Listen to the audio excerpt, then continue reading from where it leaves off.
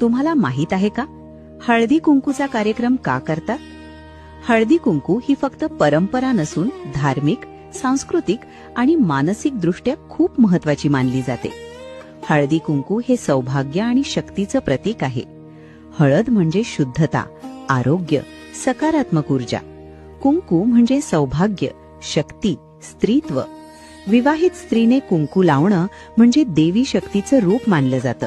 तसेच पूर्वी महिलांना एकत्र येण्याची संधी कमी होती.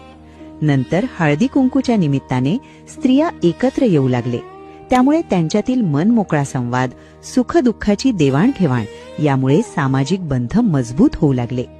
शास्त्रानुसार अनेक सुवासिनींना हळदी कुंकू दिलं की घरात सकारात्मक ऊर्जा, समृद्धी आणि आनंद वाढवते आणि शुभ ऊर्जा घरात येते. हळदी कुंकू, वाण हे फक्त दान नसून स्त्रीचा सन्मान. यातून